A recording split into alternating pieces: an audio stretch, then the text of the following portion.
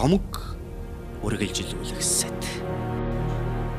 Хүний нийгэм үүснээс нь хойш цаг хугацааг өөрсдийнхөөрөө тодорхойлдог байлаа.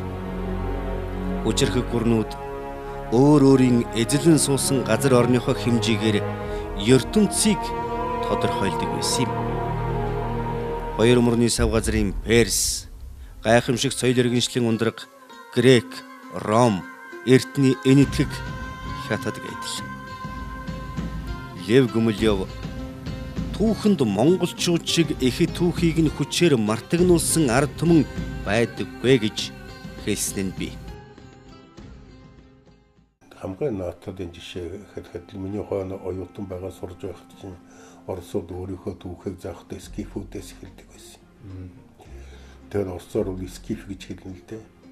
Англи грекээр гэдэг скит ургатан гэж. Ски гэрт амьдардаг гүүс аж айраг бүрдэг хүмүүс шүү дээ тэд чинь. Тэгээд ингээ бодоход ер нь уткасада садбарлж орсон нүүдэлчингүүд бол хардадан хараар очиж байсан байна дөө гэж. Тэгээд Атила хаач хонуугийн эсвэл тасарч баруун дэше явсан баруун хонуугийн хаан хүн шүү дээ. Америкийг нээхээс өмнө дэлхийн түүх өрн дорн гэсэн хоёрхан загт хуваагдж байлаа.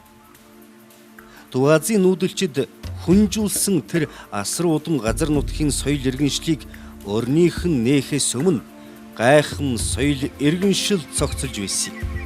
Тэр бол Майя, Ацтек болон Индиан овгийнхан. Тэдний цэцэглэлтийн оргил үед Евразид хүний нийгмийн хэтийн төлөөх харгас тэмцэл нүүрлэж байлаа. Сут, Данте, Гегел, Кант, аль нь хүчирхэг үндэсний тухай дурдсан байсан ч нүүдэлчдийн тухай өгүүлсэн нь ховор. Гэхдээ тэд ямагт ертөнцийг эргүүлэн хувиргаж байсныг нотолсон байдаг юм. Тэгээ нүүдлийн иргэншил гэдэг бол тийм биеийн даасан юм иргэншил. Тэгээд биеийн дагаад ингээд нэг тодорхой төвшөнд амьдраад байдаг юм иргэншил. Гэхдээ энэ нүүдлийн иргэншил бол их хөдөлгөөтэй. Хүний түүхийн тодорхой цаг үед өрн дорны соёл иргэншлийг нэгээс нөгөөд шилжих үйл явцыг хурдсгадаг хэд үндэстнүүд үүссэн бий болдог тухай Лев Гумилев угсаатны оргилын онолдоо өгүүлжээ. Өрн дорны 1500 жилийн түүхийн мандан бадрал уруудан доройтолтын энэхүү онолд нэг нь уруудаж нөгөө нь сэргэн мандах огтолцлын тэрхүү солбилцол дээр хүчирхэгжин мандсан үндэстэн угсаатан хүний түүхэнд гарын 5 хуруунд тоологдох үйс цөөн тохиож. Тэдний анхныхыг хүннүү бүрэн байсан хэмээн зарим эрдэмтэд үздэг. Дэлхий дээр энэ хүн төрлөختний хөгжлийн явцад бол ихт угсаатан бүрдэх тийм үйл явц болсоор л ирсэн юм байна. Одоо нэг хүний биед одоо болж байдаг үйл явц бүхэл угсаатны хэмжээнд бас болж байдаг гэсэн ийм онлын тийм гаргалгаа гаргаж хийсэн. Монголын гүн ухаан бодоо оршихуун их огторгой гэж ярьдаг. Оршихуун их огторгой гэдэг нь орон цагийн нэгдэл гэсэн үг. Энэ оршихуун их огторгой хөдлөвөл аргын орчин үүсдэг. Оршихуун огторгой их огторгой нам бол бэлгийн орчин үүсдэг. Тэгэхээр аргын орчин төрсөн бүхнийг төлөвшүүлж хүмүүжүүлдэг гэж. Одоо харин энэ дундаас сэргээд эн чинь сонин тийм сэргэлтийн үе гарч ирж байна. Энийг манайхан судлалтай юм байгаа нэг. Дундаас энэ холбоотой тэр Илхатын удам угсаа хайчив одоо Иранд ноёрхож ирсэн бэл чинь. За тэгэл энэ дундаазд байсан энэ алтан ордон өдрийн судлаад орчин үетэйг олох юм бол их сонин төх гар. Тэгээ ер нь бол Монгол бол нээлттэй нийгэм байсан. Нээлттэй нийгэм гэдэг чинь нүүдэлчтэй нийгэм байсан. Грек Ромоор эх ундраган болгосон өрнийн соёл иргэншил Удаан хугацааны турш ноёрхон тогтсоны эцэст сураг нь үлс сонсдож хараа бараа нь эс мэдэгдсэн хүннүүчүүдээр толгойлуулсан бүлгүүдэд мөхөөгдсөн юм. Өрн дахныг дундад зууны харанхуй бүдүүлгийн мананд олон зууны туршид хочиж уруудан доройтуулах эх үндсийг тавьсан билээ. Хэн гэгчийн үр сад чөтгөрийн буйд хязгаараас товтлогон ирж хүний соёл иргэншлийн сорволсон Ромын эзэнтэй гүрний амьсгааг тасалгаа. Тэд чухам хэн байв? Энэ асуулт олон зууны туршид дэлхийн ертөнцийн тайлагдаагүй нууцуудын нэг байсаар ирсэн юм. Дөнгөж 20 дугаар зуун гарсны дараахан тэдгээр аимшиггүй бүдүүлгүүдийг Азийн гүнээс ойн дутаасан нүүдэлчд гэдгийг баталж амьд Азийг чичрүүлж байсан хүннүү нар байсныг тогтоосон юм. Ромын хүчрхэг төмөр цэргийг хөдсөн дээлэх өдөрч богино нумсум агсаж махир сэлэм далайсан ухархаасан хизээч ичдэггүй мортнууд хормхон зурдал газрын хөрснөөс арчиж байсан нь орныхны хувьд ичиж үхмээр явдал байлаа. Гэвч энэ л үйлдэлээрээ тэд өрнийн бууран дор ойтож буй соёл иргэншлийг мөхөн дорны сэргэн мандах эхлэлийг тавьж гэлтэй. Дараагийн зуунуудад өрн дахин үл дийлэгдэх дорны цэрэг зэвсгийн болон соёлын довтлогоонд арай ядан тисч амьд үлдэхийг хичээж байлаа.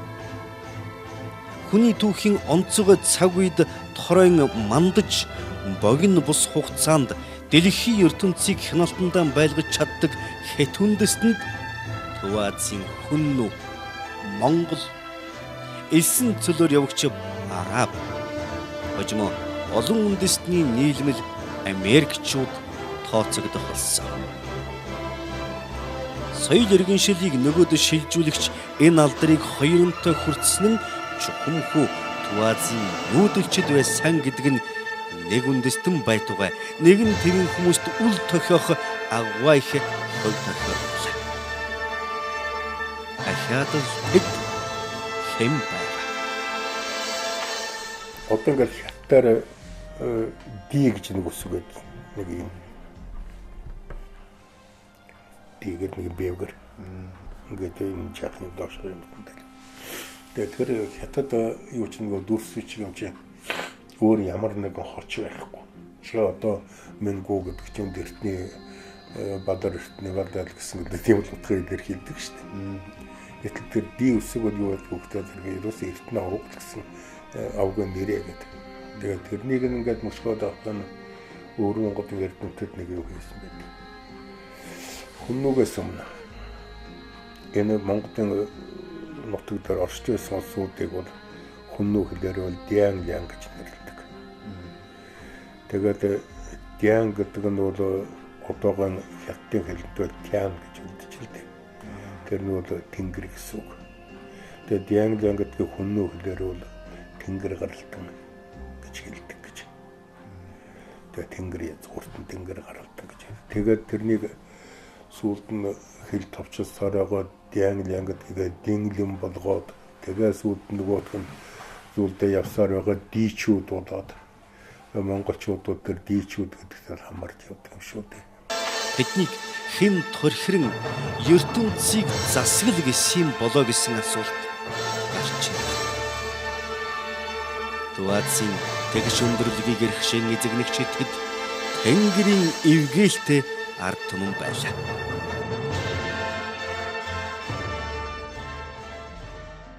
(1253 онд Мөнх хааны үед баруун тишээ хүлэг хааныг Мөнх хаан дүүгээ Персиг эзлүүлэхээр номхотгуулахаар явуулсан. Хорезмыг номхотод Персиг эзлүүлэхээр явуулсан. Тэгээд цаашаа явж байгаад одоогийн Түрэг улсыг эзэлж яваад тэгээд Түргэн нутгийн чинь тэр үеийн Монголын эзэнт гүрний нутагт бол Ором улс гэж нэрлэдэг. Тэгээд тэр чинь Ир хаан улсын томилсон хаан очиж тэнцэн залардаг өөр Ромын хүнд байж таараа үдтэй тэр чинь. Тийм болохоор ер нь магадгүй Ромын ч юм уу Грекийн ч юм уу хоёуг дуулга эндээс гарч ирлээ хадгайхам ердөө байхгүй.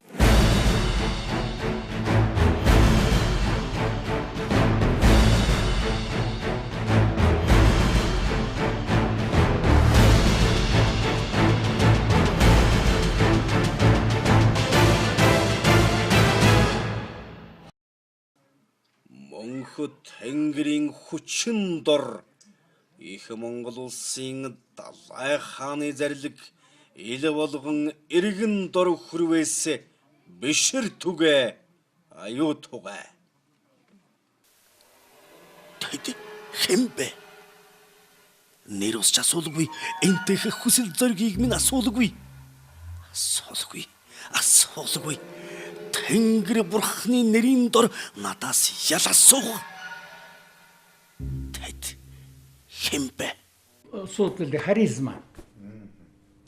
Латин үг. Тэгэхээр мөнх тэнгэрийн хүчин дор хааны суудлын эвэл дор гэдэг чинь за хааны мөнх тэнгэрийн хүчин дор хааны суудлыг гэдэг бол хааны суудлыг гэдэг бол харизма. Энэ харизма гэдэг бол латин грек гаралтай үг. Грек латин гаралтай үг. Энийг бол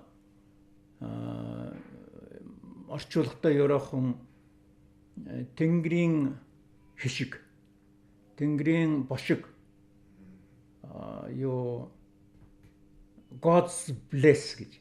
God's bless. Тэнгэрийн одоо хишиг буян гэсэн имагаар орчуулдаг.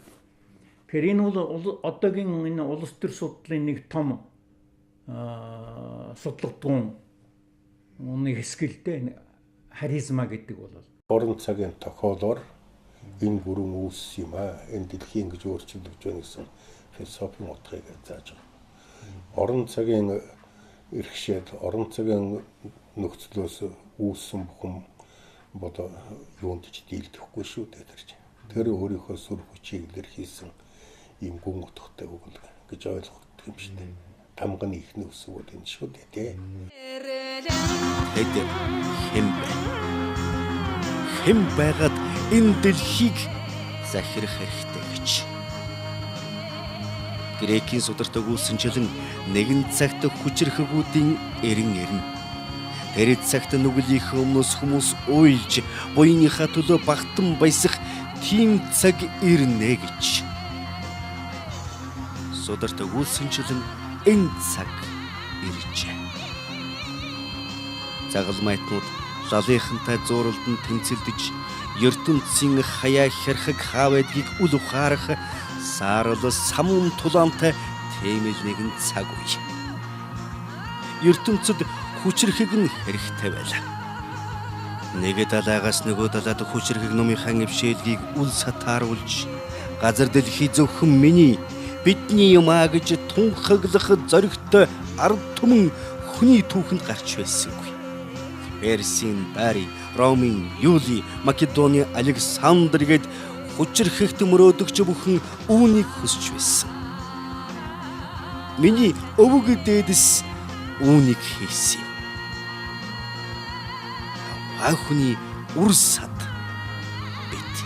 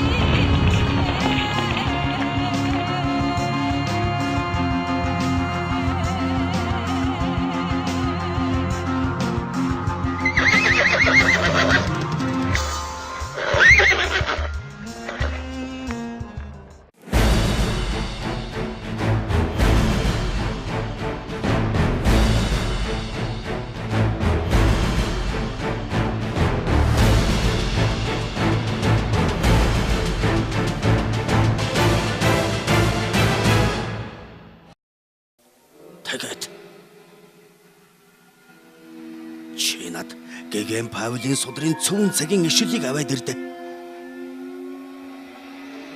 Магадгүй энэ жижиг чөтгөрүүд энэ ертөнцийг аврах чим билүү? Престер Джон чим билүү? Тэгээ 2025 20 он 1220 одоо тэр чинь юу хулгуугүй юм уу? Хулгуу довтлоод Иракийг довтлоод эзлээд хамгийн сүйтгэд 500 жил болсон Иракт Аббасидын угсааны сүүлийн хааны барьж эсгээд бомблоод мороор чирээд цаазалсан шүү дээ. Чингис хааны үзлийг ингээд аваад үзэхэд нэг сонин ер нь тэр үеийн хямарч байсан дэлхийн ертөнц төрт улсуудын хэлбэрээр одоо энэ хамгаалан оршиж болох юм байна гэдгийг баталж өгсөн. Тэр утгаараа ч гэлээсэн одоо хүртэл дэлхийн ертөнц ингээд улс гүрнүүдэд хуваагдаж оршин тогтож юм байна л да. Мэдээхэн бичсэн байгаа шүү дээ. Энэ одоо энэ дэлхийд чинь одоо ёсон бусын хаад одоо тэгэл биеийнээ алдаг, хяддаг, хоорондоо дайтдаг, тэмцдэг. Энийг одоо нэг зүгт оруулна гэж байгаа юм. Одоо нэг зүгт оруулна, шудрагдах, нэг жолоонд оруулах гэж одоо Чингис хаан маань хэлээд байгаа юм. Тэгжөөж сая ард түмнийхээ хөлийн өсөр гарын газар тавиулна гэж Чингис хаан хэлээд байгаа шүү дээ. Өөрөөр хэлбэл амар амгалан болгох юм аа. Тэхийн тулд бол одоо энэ балтхаас өөр арга байхгүй гэдэг ийм үзэл бодол. Тэгээд эн чинь дэлхийн талыг эзэлдэ шүү дээ. 13 дугаар зүм бүхэлдээ тэдний мэдээлэл байлаа. Тэд Тэнгэрийн бурхны номлосон бүхнийг газар дээр жинхэнэ утгаар нь хэрэгжүүлж байлаа. Олон мянганы турш бүдэг бадаг төдий байсан өрн дорныг тэдэл холбож. Тэдэл энэ бөмбөрцөгт хууль цаазын хатуу чамдыг мөрдүүлж шудраг ёсыг номлож байлаа. Тэд хэн байв?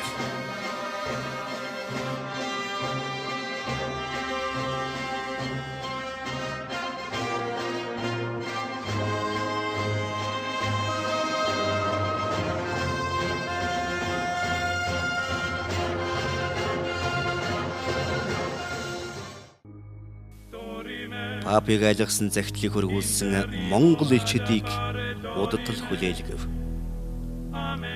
Тухайн үеийн Европыг бүхэлдэн захирч байсан түүнд бодох бодол их байлаа.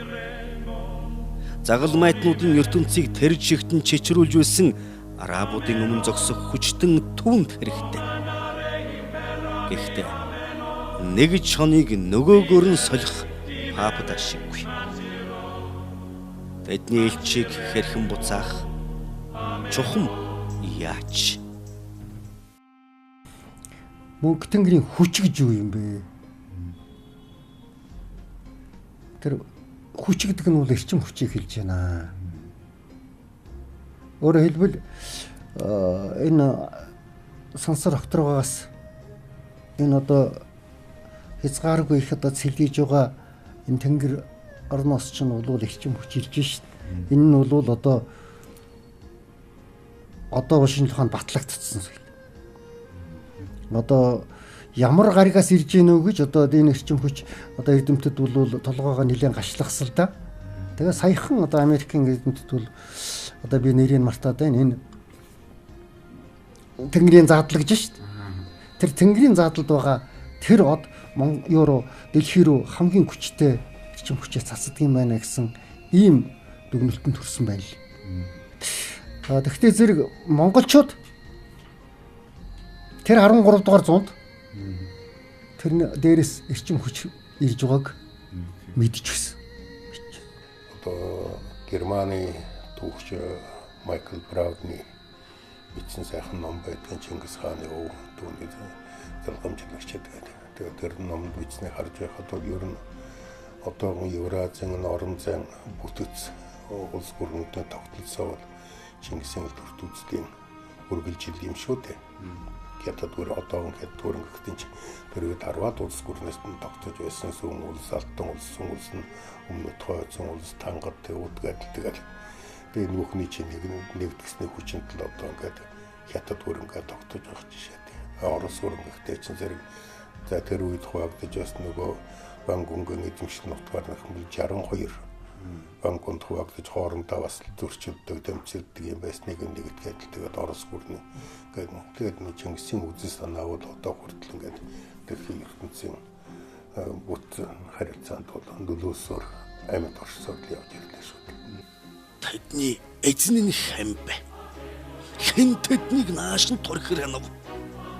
Дорноос ирсэн бүхэн биднийг мөхөж байсан. Ромыг нураасан, Грекийг сандаачиж, Мессирийг занл хийлж байгаа тэдний эзэн нь хэн бэ? Тэгээ энэ орон зайдаа бол Чингис хааны үед ичгэлээ гэсэн түүний дараагийн өөр очнэрийн үед ичгэлсэн хэдээр байлдан дагуулах замаар нэгдсэн боловч үнэн чанартай бол Европ Азийн соёл иргэншлүүдийн хооронд нь шууд холбоод эдний хоорондын худалдаа, соёлын хэрхээ холбоог нь асар их чөлөөтэй болгочихсон.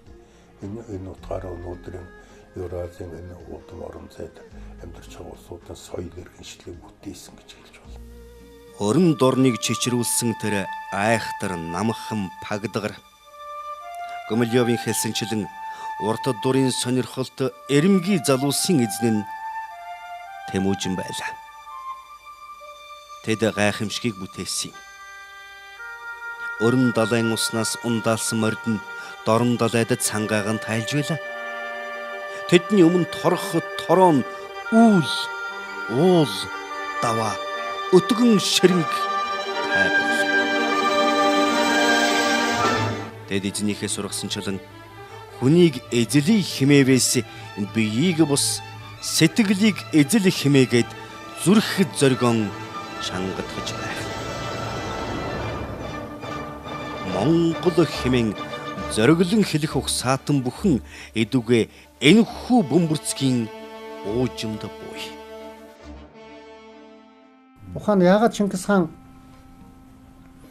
энэ бурхан халдун уулан орой дээр очиж юугаа бяцлалт хийжсэн. Аян дайнд мордохдоо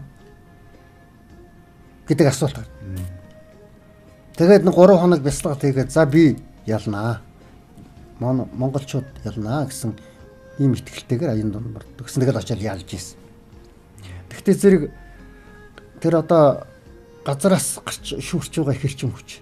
Тэнгэрээс одоо наашаага цацагдж байгаа тэр эрчим хүчний солилцлын цэг нь бурхан халдууны ороод байсан юм а гэж би нэг битсэн. За тэгвэл энэ эрдэмтэд тэрнийг хүлээж авах нь үгүй юу тэр нь бол надад хамаагүй. Надад төрсэн сэтгэл бол бурхан халдууныг нэг 10 сарын дундаас хойш бурхан халдуун дээр гарахад 3 дахь тагаас дээш бурзайсан цам баг. Цас биш. Гэхдээ зэрэг тэр дороос асар их эрчим хүч ялгарч байгаа нь одоо тодорхой байна. Хааны алтан гэрэг хариуч түгэ. Энэ захидлын хариуг өрнийн эзэлсэн Ромын пап өгөөгүй билээ. Өрнийн их хад чухам түүнээс л хаан Орос суух эрхийг авдаг байлаа. Загалмаатны дайны 90 үедээ түүнд өрнийг лалын шүтлэгтнээс аврах гарцсан үл мэдэгдэх дорн зочид байлаа. Пап эргэлзэв. Дорн зүгт хэн хэмээгч хүчрхэг хүмүүн нүүдэлчдийг удирдах ертөнцийн эзэн болсон хүмүүнийг согтгох хүсэлтэй байгааг сонирхож. Тэр Марко Поло, Рубрук нарыг дараалан томилсон. Тэд гайхамшигын мэдээг авчирлаа. Хожим түүнийг Пологийн энэдэм гэж Европ дахинаар ярих болжээ. Ухаан аянга цахилгаантай үед усанд ордгоо их тэнэг гэж одоо их бүдүүлэг гэж одоо Болона Карпини, Марпини эдэн тэр ус нь аянгатай цахилгаантай усан дорхоос айдаг байсан эднэг л их л одоо шоол битсэн байдаг байхгүй. Гэтэл яагаад аянга цахилгаантай үед монголчууд усанд ордог байсан? Цахилгааныг хамгийн их хүчтэй дамжуулдаг юм чинь ус. Тэр саяхан нэгдлээ шүү дээ. Тэгэхэд монголчууд мэдчихлээсэн байхгүй. Ингээд ухаад бодохтой зэрэг эн чинь бид бол өвгөд ийцээ шинжлэх ухааны үүднээс өмгөөлөх зүгээр бид бол Чингис их сайхан хүн байсан, их сайн хүн байсан, дэлхийн талыг эзэлсэн гэж хашгирахаас өмнө яагаад тэгж исэн бэ гэдгийн учрыг өнөөгийн шинжлэх ухааны үүднээс тайлах. Энэ бол одоо бидний хувьд чухал болж шít.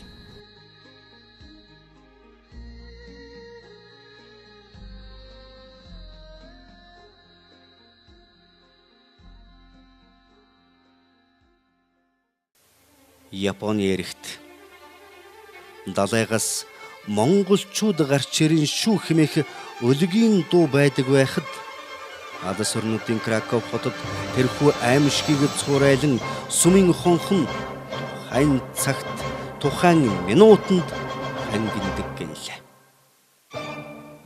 Хэнээс эмээж Томог ингэж эхэлжээ.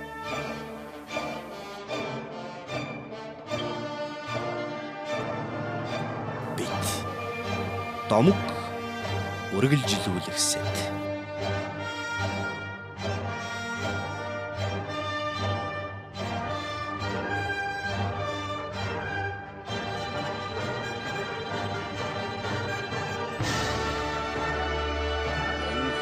Тэнгэрийн хүчин дор их Монгол улсын хааны зарлиг ил болгон иргэн дор хүрвээс бишэр түгэ аюут